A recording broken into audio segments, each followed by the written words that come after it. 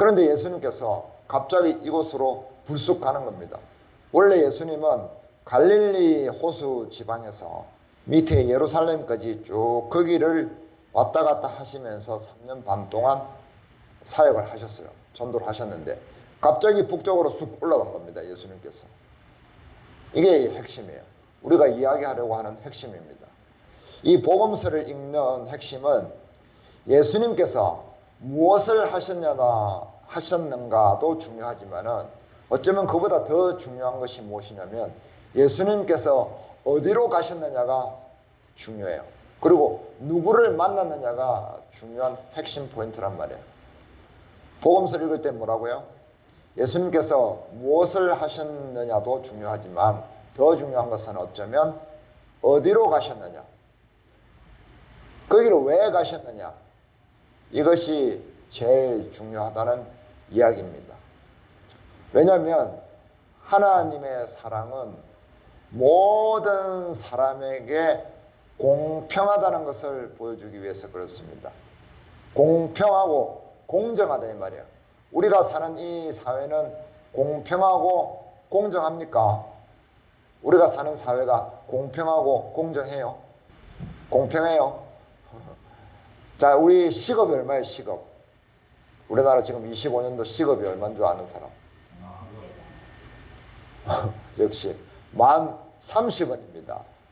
만 30원이 지금 우리나라 현재의 시급입니다. 자, 시급은 뭐에 따라서 주는 거예요? 월급을 시간만큼 일하면 주잖아요. 그래서 1시간 일하면 만 30원을 받습니다. 10시간을 일하면 10만 300원을 받는 거예요. 그럼 시간에 따라서 돈을 주는 게 공평해요? 어떤 사람은 시간을 지나도 열심히 일하는 사람이고 땡볕에서 열심히 일을 하는 사람이 있을 수 있고 어떤 사람은 땡땡이 치는 사람이 있을 수 있잖아요. 근데 시간 갔다고 해서 월급을 탁 주면은 같이 주면은 공평해요?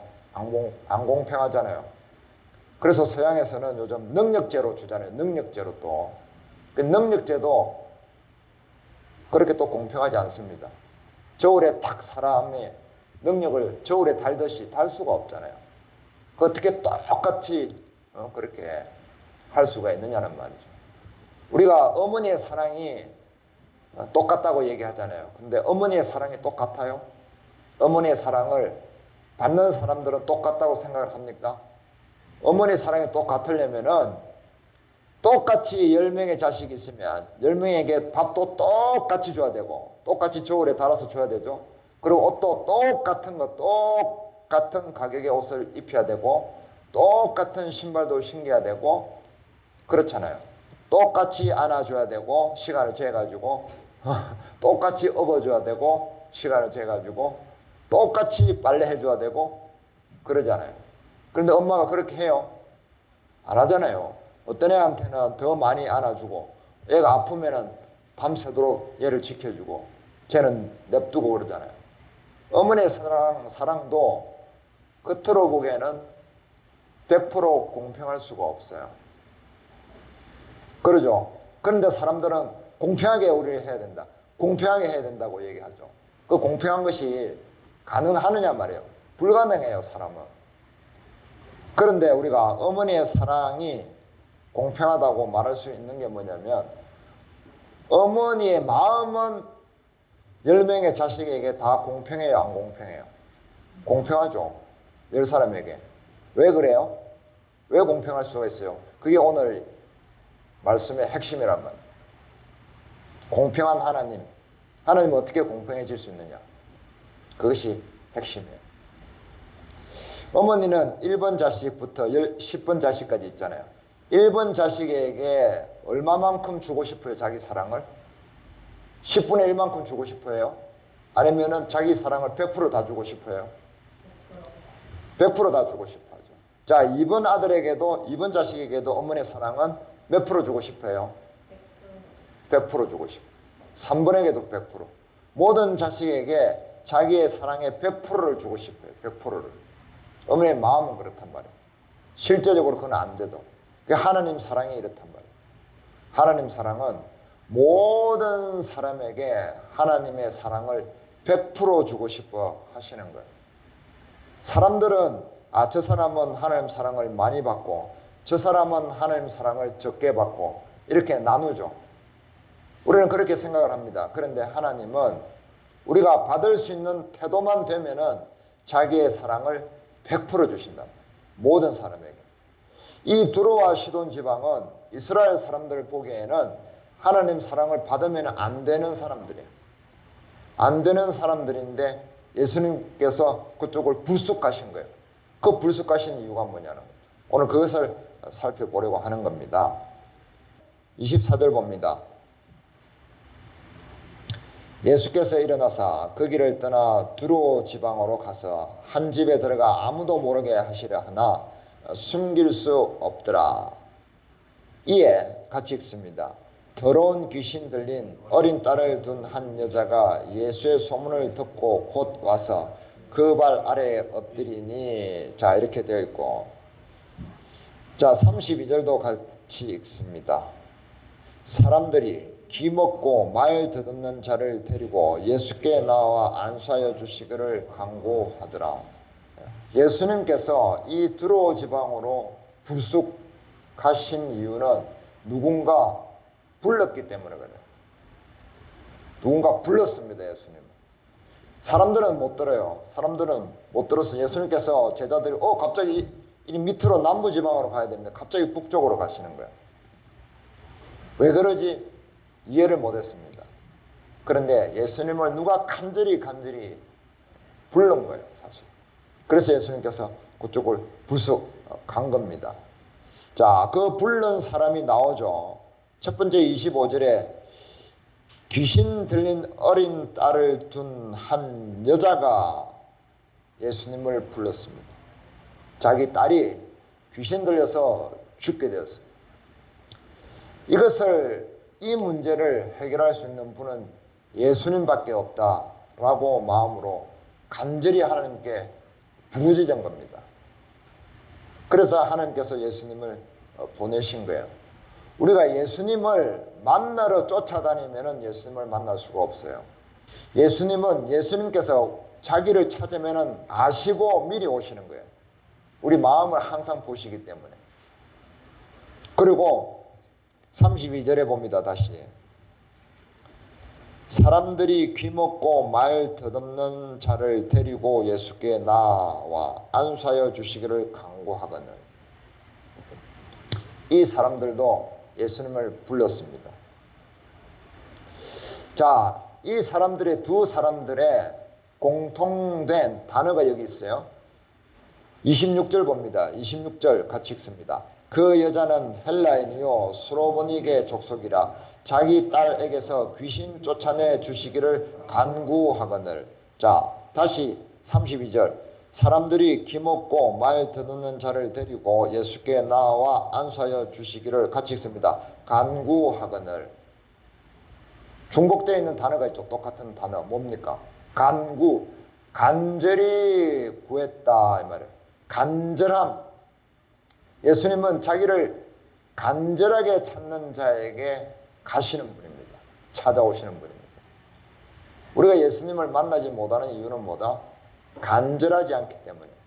믿음이라는 것은 간절해야 돼요.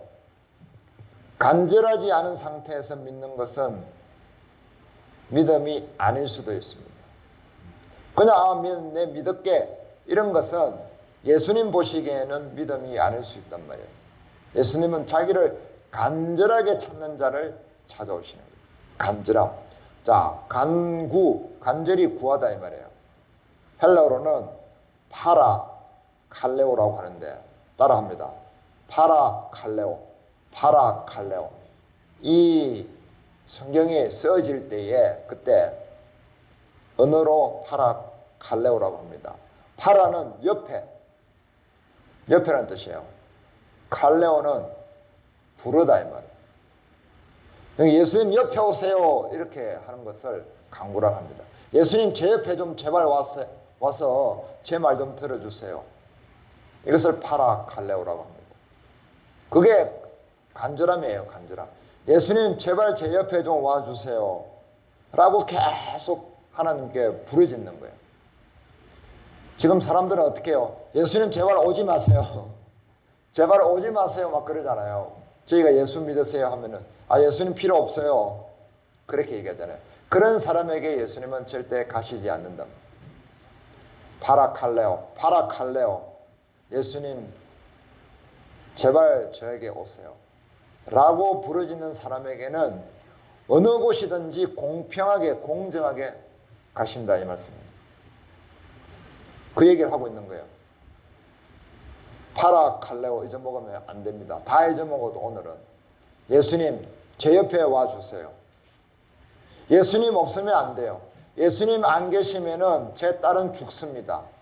예수님, 이 귀가 먹고 말을 더듬는 사람, 이 사람은 평생 이렇게 살아갈 수밖에 없습니다. 이런 고통 속에 살아갈 수밖에 없습니다. 예수님, 제발 예수님 와주세요. 라고 간구하는 그 간절함이 있는 사람은 하나님께서 무조건 찾아오시는 거예요. 그렇게 되어 있는 겁니다. 하나님은 우리를 지으셨어요. 맞죠? 사람은 하나님께서 지으신 거예요. 왜 지으셨어요? 함께 예수님과 하나님과 함께 살기 위해서 지었는데, 그 하나님과 함께 살아야만 그 하나님 안에 뭐가 있느냐면은 은혜가 있고 사랑이 있고 자비가 있어요. 그래야 행복이 있단 말이에요. 하나님 안에 뭐가 있다? 생명이 있고 사랑이 있고 자비가 있고 은혜가 있고 용서가 있단 말이에요. 그런데 사람이 하나님을 떠나서 도망을 가버렸어. 왜 도망갔어요? 하나님이 간섭한다고 생각하는 거야. 하나님이 간섭하니까 간섭받기 싫어서 내 마음대로 살 거야 하고 떠나간 거야. 도망을 간 거야. 하나님 안에 뭐가 있다고 그랬어요? 은혜가 있고 사랑이 있어요. 행복이 있고 자비가 있고 웃음이 있고. 그런데 하나님을 떠나버렸어요. 그럼 뭘 잃어버린 거예요, 우리가? 사랑을 잃어버린 거예요. 자비를 잃어버린 거고 용서를 잃어버린 거고 은혜를 잃어버린 거예요. 하나님을 떠난다는 것은 그런 겁니다. 그래서 사람들은 싸우게 됐어요. 싸우게 되고 화나게 되고 짜증나게 되고 고통을 겪게 됐단 말이에요. 하나님을 떠나서 그래요. 그 고통 가운데 사람은 살다 보니까 후회를 해요, 안 해요? 후회를 하잖아요. 후회를 하면서 하나님을 찾는 사람들이 한 명씩 한 명씩 생기기 시작한 겁니다. 간절하게 찾기 시작한 거예요. 그럴 때 하나님께서, 예수님께서 찾아가신다, 이 말입니다. 시편 봅니다. 내가 환난 중에 여호와께 하려며 나의 하나님께 부르짖었더니 그가 그의 성전에서 내 소리를 들으시며 그의 앞에서 나의 부르짖음이 그의 귀에 들렸도다. 예. 또 하나 더 찾아볼까요? 시편 50편. 환난 날에 나를 부르라. 내가 너를 건지리니 내가 너를 영화롭게 하리라. 자, 하나님도 부르라고 하시잖아요. 부르면은 내가 응답하겠다 이 말이에요. 부르지 않으면은 어떻게 돼요? 응답을 하세요, 안 하세요? 안 하시잖아요. 그런데 부를 때 어떻게 불러야 된다? 간절히 파라칼레오. 제 옆에 오세요. 애들이 어릴 때 엄마 내 옆에 있어 내 옆에 있어 그렇게 해요, 안 해요? 똑같아요. 우리는 하나님의 자녀잖아요. 그러니까 하나님 아버지를 제 옆에, 하나님 아버지 제 옆에 오세요 이렇게 불러야 된단 말이에요. 하나님 이름 예수님 그냥 이렇게 부르는 걸 얘기하는 게 아니에요. 그걸 사람들 잘못 알고 있잖아요. 자, 시편 폈으니까 63편도 봅니다. 이런 걸 찾아봐야 돼요. 성경에서 이걸 발견해야만 우리가 자꾸 그런 마음이 생기는 겁니다. 63편 1절 다 같이 읽습니다. 크게 하나님이여 주는 나의 하나님이시라. 내가 간절히 주를 찾되 물이 없어 마르고 황폐한 땅에서 내 영혼이 주를 갈망하며 내 육체가 주를 앙모하나이다. 여기 뭐라고 되세요? 간절히. 그죠?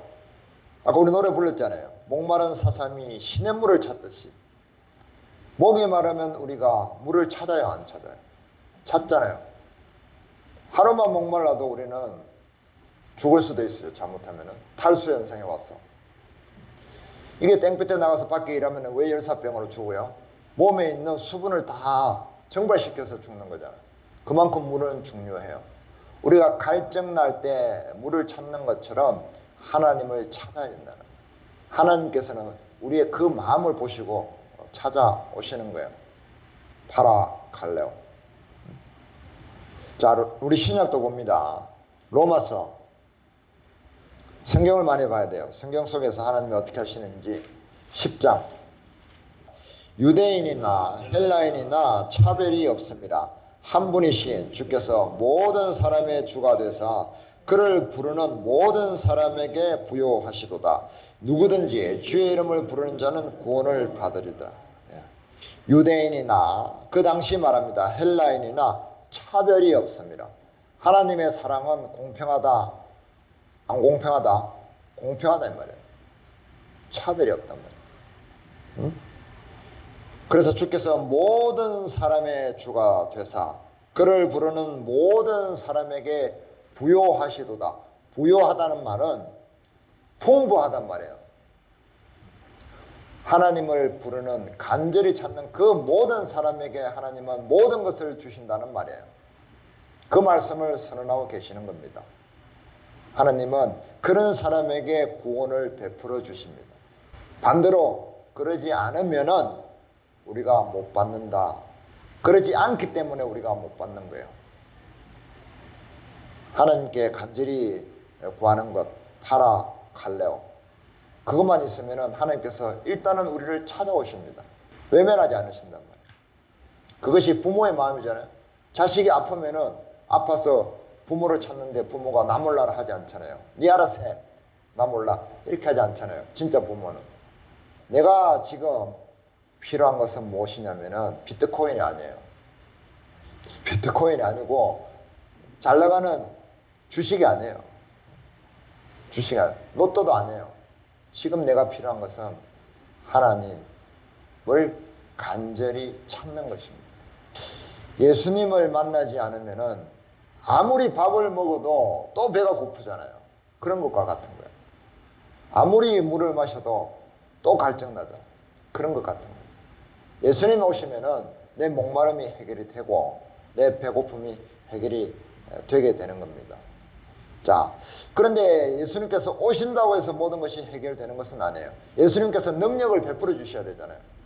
자, 여기 봐봐요. 다시 마가복음으로 돌아갑니다. 예수께서 이르시되 자녀로 먼저 배불리 먹게 할지니 자녀의 떡을 취하여 개들에게 던짐이 마땅치 아니하니라.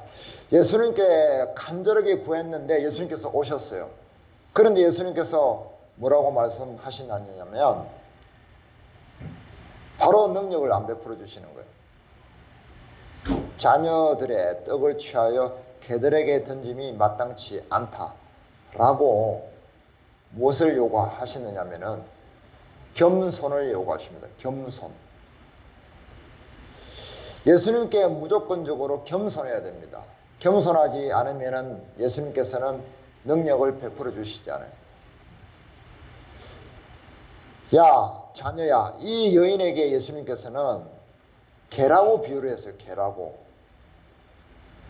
개라고 비유를 했는데 이 여자가 뭐라고 하느냐면은 뭐라고 대답하는지 봅시다. 28절 다 같이 읽습니다. 여자가 대답하이르되 주여 올소이다마는 상아의 개들도 아이들이 먹던 부스러기를 먹나이다.